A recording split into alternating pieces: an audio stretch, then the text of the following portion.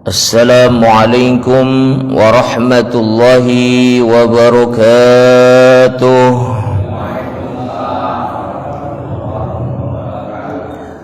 Alhamdulillah wassalatu wassalamu ala rasulillah wa ala alihi wa ashabihi wa mawalah.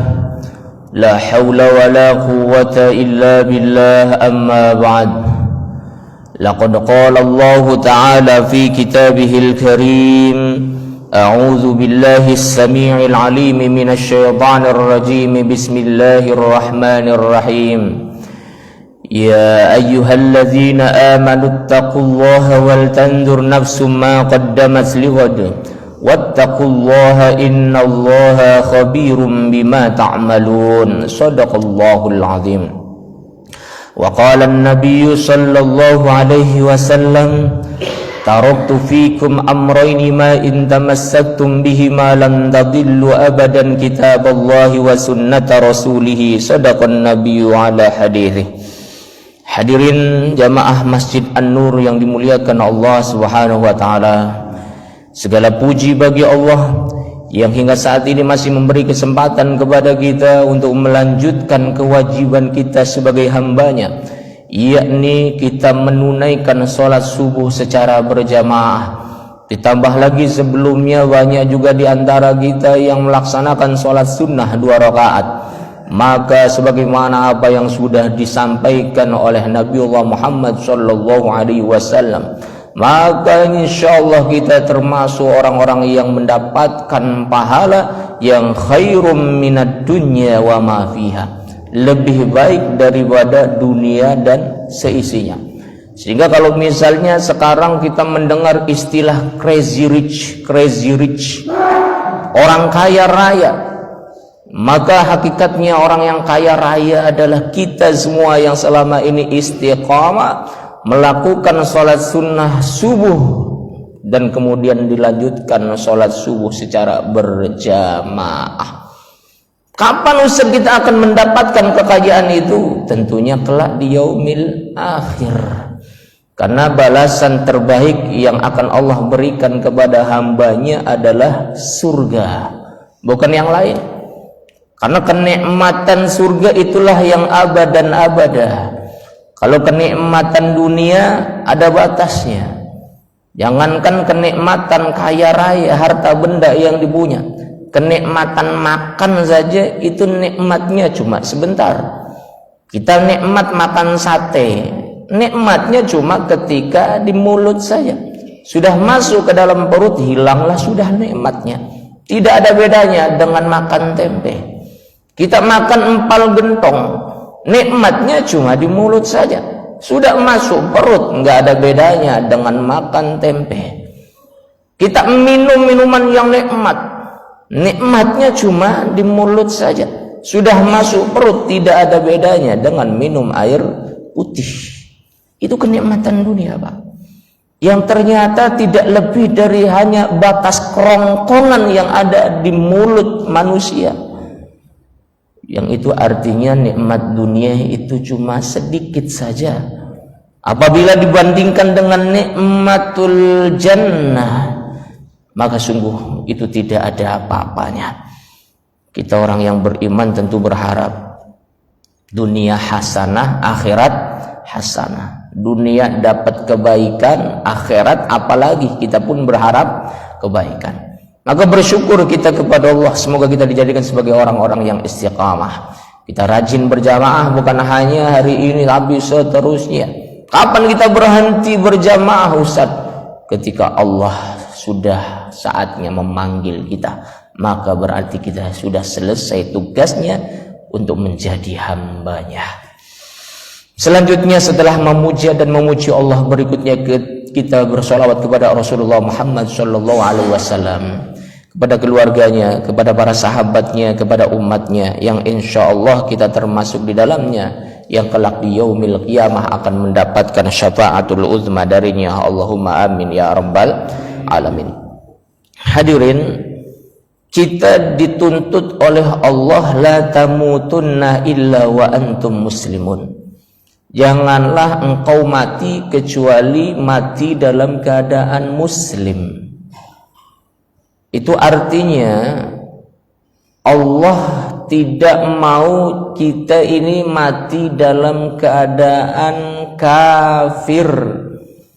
Sebab orang mati itu hanya ada dua pilihan. Kalau tidak mati muslim, mati kafir. Kebalikan daripada muslim ya kafir. Kebalikan daripada mati dalam membawa iman Islam, ya mati dalam keadaan membawa kekufuran. Maka Allah di dalam Quran surah Ali Imran itu menyampaikan, ya ayyuhalladzina amanu taqullaha haqqa tuqatih. Wahai orang-orang yang beriman, bertakwalah engkau kepada Allah dengan sebenar-benarnya takwa. Wala tamutunna, dan janganlah engkau mati illa wa antum muslimun, kecuali kalian mati dalam keadaan menjadi seorang muslim. Kenapa kita dituntut oleh Allah dan menjadi pergi meninggalkan dunia pun dalam keadaan suci pula? Dalam keadaan suci itu apa maksudnya Ustaz? Dalam keadaan diampuni salah dan dosanya oleh Allah. Bagaimana caranya kita agar diampuni salah dan dosanya oleh Allah? Ya kita harus senantiasa berusaha memperbaiki diri. Apalagi Allah cinta kepada orang-orang yang senantiasa memperbaiki diri. Ustaz, saya itu dulu memang jauh dari masjid karena saya disibukkan dengan pekerjaan, disibukkan dengan dunia. Tapi sekarang ini saya sudah mulai berubah total Ustaz. Saya ingin menjadi orang yang lebih baik. Saya ingin menjadi orang yang ta'alluq bil masajid dimanapun saya berada. Ini berarti azam bagi seseorang yang ingin membersihkan salah dan dosanya. Dan Allah menyampaikan, qad aflaha man tazakka wa dzakara asma rabbih fasalla. Sungguh beruntunglah orang-orang yang senantiasa mensucikan diri dengan berzikir kepada Allah, dengan serius ketika sholat menghadap Allah. Beruntung dia senantiasa membersihkan diri, badannya ia bersihkan, jiwanya pun ia bersihkan. Jangan sampai kemudian ketika kembali kepada Allah Subhanahu wa taala dalam keadaan penuh kotor, dalam keadaan penuh dosa, dalam keadaan penuh salah. Orang kalau misalnya balik lagi ke Allah dalam keadaan, kalau bahasa Indramayu bilang, belok ketopok. Belok ketopok itu artinya ya kotor beli karu-karuan. Marah Allah. Ini pertama kali dihadirkan di dunia ente itu bersih. Tapi kenapa ketika balik lagi ke Allah belok ketopok? Beloknya simbu temen ketopok iki belepotan. Ya sama seperti kita minjemin mobil ke temen bersih, pas balik lagi belepotan mobilnya, belok ketopok. Bodi mobilnya kotor, kabin mobilnya kotor. Kira-kira kita yang minjemin ada rasa marah atau tidak, Pak? Ya marah, ya priwe-priwean. Sorry bro, isunya karena banjir. Ya itu apa-apa ya dibersihin dikit, ya pengen dibalik nang lu. Balik nang blok ketopok mungkin. Blok sih teman ketopok kayak iki. Apalagi Allah, Pak. Bu, Allah pertama kali menghadirkan kita di kehidupan dunia, kullu mauludin yuladu alal fitrah. Setiap anak yang baru lahir itu dalam keadaan suci. Dan sudah sepatutnya kita ketika kembali kepada Allah dalam keadaan suci pula. Suci dari apa? Suci dari salah. Suci dari apa? Suci dari dosa. Suci dari apa?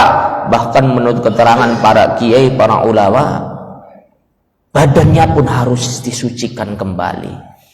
Makanya di dalam Islam disyariatkan ketika ada orang meninggal, maka 4 yang harus dilakukan oleh orang-orang yang masih hidup. Yang pertama memandikan, yang kedua mengkafani, yang ketiga menyolati, yang keempat menguburkan. Dan yang pertama inilah Memandikan. Padahal kalau kita pakai logika manusia yang dangkal ini, wong mati wae aja diadusi, kowe nek pengen jalan-jalanin pasar malam apa? Orang mati saja dia dimandikan. Itu pengen jalan-jalan ke supermarket tapi gimana dibandingkan wong pengen mati tinggal dikubur wae. Kalau kita ngikutin logika manusia yang dangkal nih. Tapi kan kita tidak mengikuti logika dalam beragama.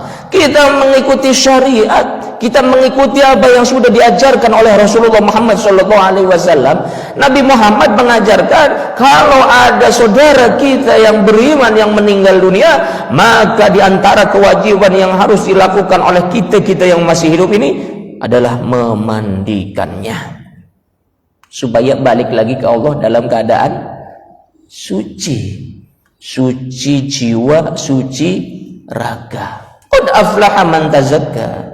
Sungguh beruntunglah orang-orang yang senantiasa mensucikan diri.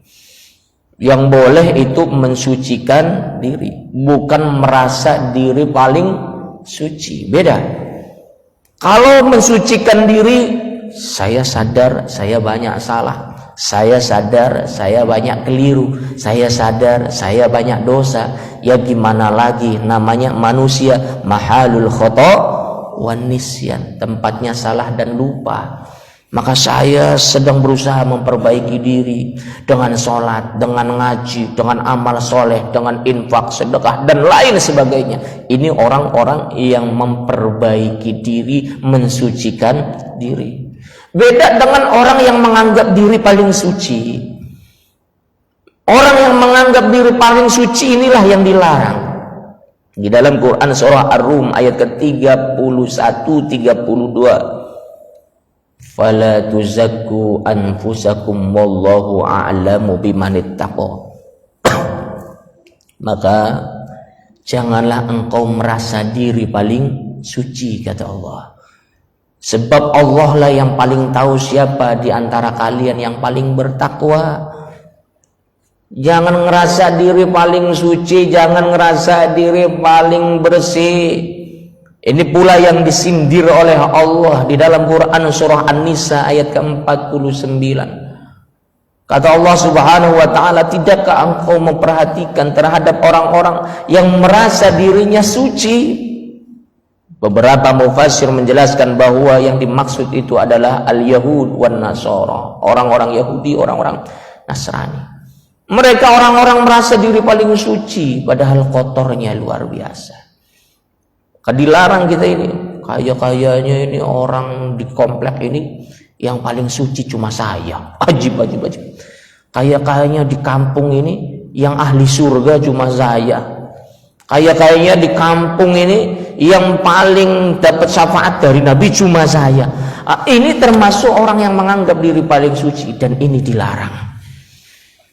Sebab apa? Wallahu a'lamu bimanittaqo. Allah yang paling tahu siapa yang paling bertakwa. Kita hanya diwajibkan untuk mensucikan diri, bukan untuk merasa diri paling suci. Ikhwatillah, hadirin jamaah yang dimuliakan Allah. Orang yang mensucikan diri, inilah berarti orang yang melakukan perintah Allah. Dijelaskan oleh Allah dalam Quran surah Al-Hadid ayat ke-21. Sabiqu ila maghfiratin mir rabbikum wa jannatin 'arduha as-samawati wal ard u'iddat lil ladzina amanu billahi wa rusulih. Kata Allah, sabiqu ila maghfiratin. Berlomba-lombalah engkau kepada pintu ampunan Allah. Berlomba-lombalah engkau untuk mendapat maghfirah dari Allah. Wa jannatin arduha ka'ardis samai wal ard, dan surga yang luas, yang seluas langit dan bumi. Berlomba-lomba. Taubat itu seperti halnya orang lomba. Kalau orang lomba kira-kira maunya buru-buru atau santai saja, Pak? Buru-buru, pengen cepet-cepet. Lomba lari. Ya gimana caranya supaya sampai ke garis finish? Lomba makan kerupuk, gimana caranya supaya cepat habis kerupuknya? lomba balap karung. Gimana caranya supaya cepat selesai menang lombanya? Lomba sepak bola, gimana caranya secepat mungkin mendapatkan gol? Bukan hanya itu yang ternyata Allah tekankan kepada kita orang-orang yang beriman, bukan lomba yang kaitannya dalam lomba-lomba permainan, tapi yang Allah tekankan, berlomba-lombalah engkau menuju pintu ampunan Allah. Jadi bahasa gampangnya kita ketika taubat itu jangan apa engkau baiklah, apa nanti saja dah. Jangan. Yang namanya taubat itu fastabiqul khairat, berlomba-lomba dalam kebaikan. Taubat itu taba yatubu taubatan, yakni kembali kepada Allah. Kenapa kita harus kembali kepada Allah? Ya, kita awalnya dari Allah dan kita harus kembali kepada Allah, dan dipastikan ketika kita kembali kepada Allah, kembali dalam keadaan suci. La tamutunna illa wa antum muslimun. Dan kaitannya dengan menuju ampunan Allah, ternyata Allah menggunakan kalimat sabiqu, berlomba-lombalah. Namanya berlomba-lomba, ya apa cepet-cepet, buru-buru. Ustaz, nanti saja dah saya taubatnya kalau misalnya saya sudah tua. Ustaz, saya nanti saja dah taubatnya kalau sudah pensiun. Ustaz, saya taubatnya nanti sajalah kalau sudah kena penyakit komplikasi. Wah, taubat nunggu kena komplikasi dikit. Bukan apa-apa, khawatir nanti taubatnya nggak diterima, Pak. Khawatir taubatnya tidak diterima oleh Allah. Sebab apa? Sebab yang namanya taubat, kata Allah Subhanahu wa taala di dalam Quran surah An-Nisa ayat ke-18. Walaisatit taubatu lilladzina ya'maluna as-sayyi'ati hatta idza ahadara ahadakumul maut faqala inni tubtul an. Yang namanya taubat itu bukanlah taubat sebagaimana yang dilakukan oleh orang-orang yang selama hidupnya melakukan perbuatan-perbuatan buruk, melakukan maksiat, melakukan dosa, tidak mau mentaati perintah-perintah Allah Subhanahu wa taala. Hatta idza hadara ahadahumul maut qala inni tubtul an. Sehingga kemudian maut datang kepadanya, baru dia mengatakan, sekarang saya taubat ya Allah, sekarang saya taubat ya Allah. Bukan itu yang namanya taubat. Bukan nunggu malaikat maut datang baru taubat, bukan itu. Dimulai dari sekarang ini, ketika ada yang mengingatkan, ketika ada yang menasehati, maka mulai dari saat itu pula kita harus bersegera bertaubat kepada Allah Subhanahu wa ta'ala. Dengan apa Ustaz kita bertaubat kepada Allah? Ya, dengan kita memperbaiki ibadah kita. Jangan berani-berani meninggalkan sholat 5 waktu. Termasuk juga kita harus mentaati semua perintah-perintah Allah, semua syariat-syariat Allah. Itulah wujud taubat yang sesungguhnya daripada kita kepada Allah Subhanahu wa ta'ala. Ikuti aturan Allah, Pak. Allah menurunkan syariat itu menjadi aturan agar kita ini tidak disamakan dengan binatang. Sebab andai kata seseorang hidup tanpa syariat, itu bisa lebih rendah derajatnya daripada binatang. Orang kalau hidupnya nggak ngikutin aturan Islam, hukum-hukum Islam, syariat-syariat Islam, semawen dewe, ini lebih parah daripada binatang. Kalau binatang, Pak, serakus-rakusnya binatang, kita kasih makan kucing misalnya, kita siapkan 3 piring, 1 piring isinya nasi, 1 piring isinya ikan, 1 piring isinya uang. Kira-kira yang diambil sama kucing yang isinya apa, Pak? Ikan. Kalau kita ambil 3 piring itu tadi, ada nasi, ada ikan, ada uang, kita hadapkan ke ayam, kira-kira yang diambil sama ayam yang mana, Pak? Yang nasi ditotolin, taldol. Kalau kita ambil 3 piring, 1 nasi, 1 uang, 1 ikan, kita sodorkan ke orang, kira-kira yang diambil yang mana? 3-tiganya nyatau beli lu jari kenapa? Dan itu menunjukkan manusia itu ternyata lebih rakus daripada binatang, lebih rakus daripada kucing, lebih rakus daripada ayam. Sehewan-hewannya ayam, Pak. Ayam cuma makannya nasi, makannya cacing, makannya beras dan sejenisnya. Tapi serakus-serakusnya manusia ternyata ini parahnya luar biasa.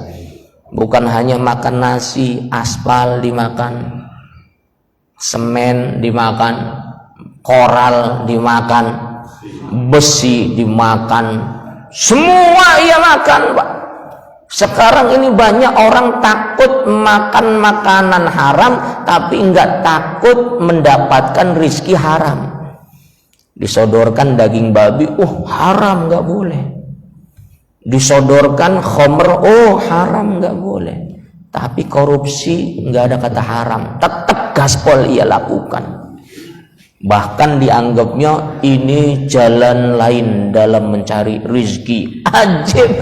Jalan lain dalam mencari rezeki. Ya memang jalan lain, tapi jalan haram. Nauzubillah min dzalik. Jadi kita ngikutin syariat sebagai bentuk rasa taubat kita kepada Allah Subhanahu wa taala. Kita bersungguh-sungguh pokoknya gimana caranya saya tidak mau memakan dari sesuatu yang bersumber yang diharamkan oleh Allah Subhanahu wa taala. Saya hanya mau makan dari yang halal, yang jelas, bahkan yang syubhat pun saya tidak mau untuk memakannya. Wah, ini orang yang taubat, Pak. Jadi taubat itu bukan hanya memperbaiki sholatnya saja, bukan hanya memperbaiki bacaan Al-Qur'annya saja, tapi juga memperbaiki jalan mencari rizkinya. Yang sebelumnya itu nggak peduli. Kalau bahasa orang Indramayu bilang wal kedual dudu sendal dudu kadal kabe diuntal dianggepe halal. Kang penting hasil, kang penting cair, kang penting dapat untung banyak sebelumnya. Tapi sekarang beda lagi visi hidupnya. Saya nggak mau. Lebih baik saya dapat proyek kecil-kecilan yang penting halal daripada dapat proyek yang besar tapi haram. Lebih baik cari jalan usaha yang berkah daripada jalan usaha yang gak karu-karuan halal atau tidaknya. Lebih baik saya menjadi orang yang hidup sederhana daripada menjadi orang yang terlihat kaya raya. Ternyata semuanya bersumberkan dari sesuatu yang diharamkan oleh Allah Subhanahu wa ta'ala. Jadi taubat itu semacam ini, Pak. Bukan hanya memperbaiki sholat, bukan hanya memperbaiki ngaji Al-Qur'annya, tapi perbaiki juga dari jalan mana rizki yang didapatkannya. Sebab dulu ada seseorang yang berdoa kepada Allah, istighfar ya Allah, astagfirullahaladzim, astagfirullahaladzim. Kemudian Nabi pun mengatakan bagaimana Allah akan menerima amalnya, menerima doa-doanya, menerima amal kebajikannya. Sementara pakaian yang dipakainya berasal dari sesuatu yang haram, makanan yang dimakannya berasal dari sesuatu yang haram, semua apa yang digunakannya berasal dari sesuatu yang haram. Itu artinya orang yang menggampangkan perkara-perkara haram di dalam dirinya, kemudian dia sholat menghadap Allah, ini ibarat orang datang ke kantor bupati pakai pakaian yang penuh dengan kotoran. Jari bupati kan blok-blok demen ke mancing-mancing kantor bupati ke blok ketopok mangke ini apa mambu selokan, mambu bangseng, mambu iwak asin. Ya Allah, orang yang datang kepada Allah sholat, dan ternyata semua apa yang digunakannya termasuk yang dimakannya itu berasal dari sesuatu yang diharamkan oleh Allah. Ini sama saja orang yang kurang ajar kepada Allah, kurang ajar kepada Allah. Menghadap Allah itu harusnya suci, harusnya bersih, harusnya itu tidak ada perkara-perkara haram yang melekat di dalam dirinya. Kalau ada ternyata, oh ya sih kurang ajar. Iya tapi saya mau sholat. Iya tapi ada aturannya. Tinggalkan yang haram. Jangankan yang haram, yang syubhat pun usahakan ditinggal. Jangan menghadap Allah belok ketopok beli karu-karuan, digedik ning malaikat munkar nakir wong kaya makanan model digedik wah. Jadi sabiluku ila maghfiratin mir rabbikum. Maka bersegeralah menuju pintu ampunan Allah. Dan taubat itu tadi di dalam surat An-Nisa 18 apa? Kata Allah, walaisatit taubatu lil ladzina ya'maluna as-sayyi'ati hatta idza hadara ahadahumul maut qala inni tubtu al-an. Yang namanya taubat itu bukan orang yang melakukan perbuatan dosa, perbuatan maksiat, baru kemudian ketika datang maut menjemputnya baru mengatakan inni tubtul an, sekarang saya taubat, sekarang saya taubat. Artinya Allah tidak menerima taubat orang yang semacam ini. Dan Imam An-Nawawi rahimahullah ketika menafsirkan ayat ini, beliau menyampaikan bahwasanya ini sama seperti halnya taubatnya Fir'aun. Jangan salah Pak, Fir'aun itu di akhir hayatnya sempat taubat Pak. Fir'aun ketika menjelang kematiannya sempat taubat.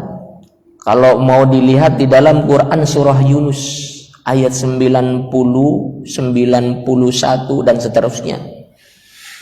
Saya bacakan ayatnya bagaimana Fir'aun taubat di akhir hayatnya.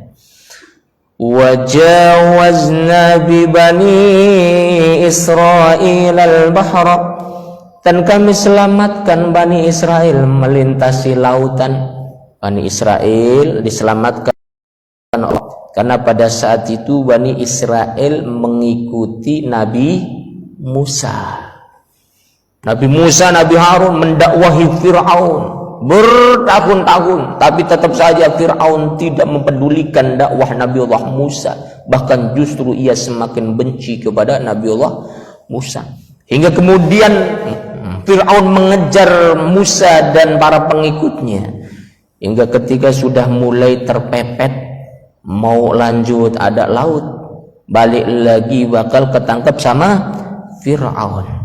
Maka kemudian Allah perintahkan kepada Nabiullah Musa untuk menancapkan tongkat yang dibawanya di pantai, hingga kemudian terbelah lautan itu menjadi dua. Diselamatkan oleh Allah Musa dan para pengikutnya dari kalangan Bani Israel.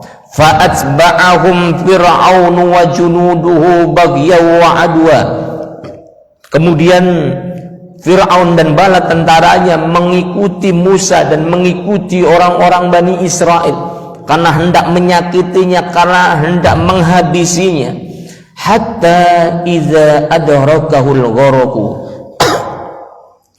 Singkat cerita, ketika orang-orang Bani Israel dan Nabi Musa itu sampai di daratan, kemudian lautan yang sebelumnya itu terbelah menjadi dua, bersatu lagi.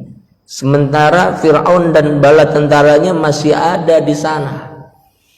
Kata Allah Subhanahu wa taala ketika Fir'aun dalam keadaan tenggelam, hatta idza adrakahul gharaqu, sehingga ketika Fir'aun hampir tenggelam, qala, kemudian ia berkata, amantu, sekarang aku beriman. Kata Fir'aun, sekarang aku beriman, annahu la ilaha illalladzi amanat bihi banu Israil.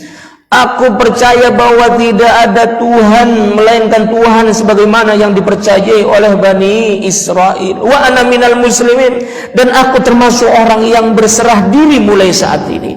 Aku taubat, aku menjadi seorang muslim mulai saat ini. Ini Fir'aun Pak. Ternyata Fir'aun di akhir hayatnya sempat bertaubat dan sempat mengucapkan kalimat tahlil la ilaha illallah. Tapi diterimakah taubat